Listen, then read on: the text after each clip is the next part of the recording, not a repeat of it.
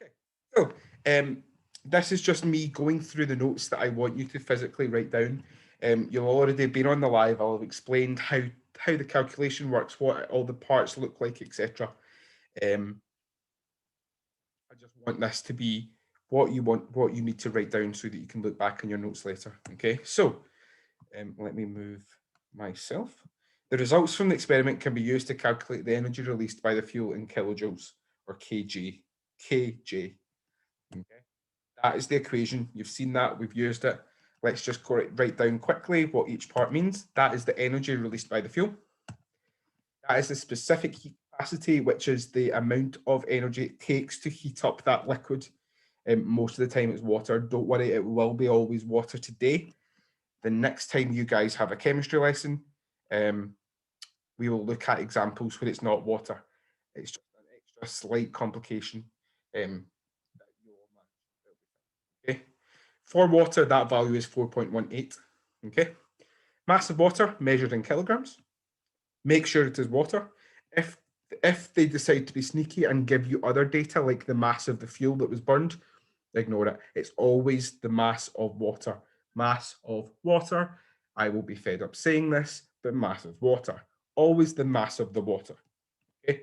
Change in temperature measured of the water. That delta you'll have seen before in rates of reaction, as in delta Q over delta T. Nearly forgot it there. First practice question. So calculate the energy required to raise the temperature of 500 cubic centimeters of water by 16 degrees Celsius.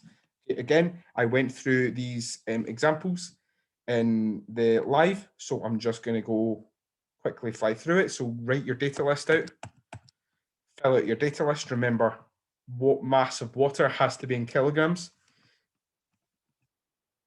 Fill out your data, gives you that value. That is the amount of energy that fuel released in order to heat that water up.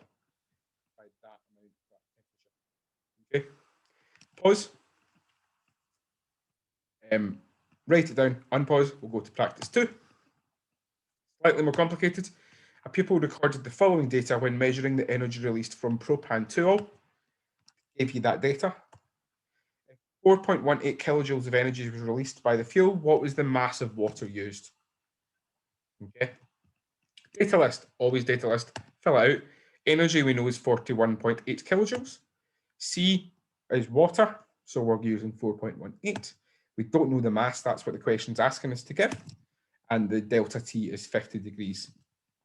Because it is 15, started at 15, ended at 65. E equals Cm delta T.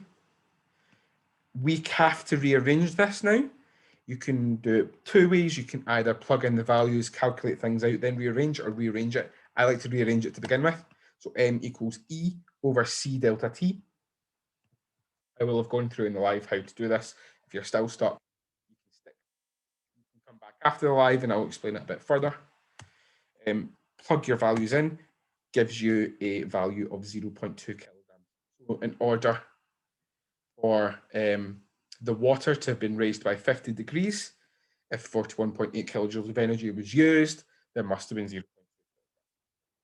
Okay, right, your task now, once you've finished writing this down, is to go try the questions that from the 2B booklet that it tells you to in the PowerPoint. Okay, as I will have already said, I will be still on the live, sitting there patiently waiting for all of your questions.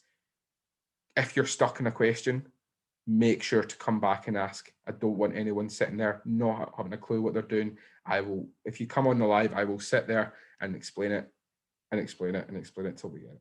Okay. Thanks, guys.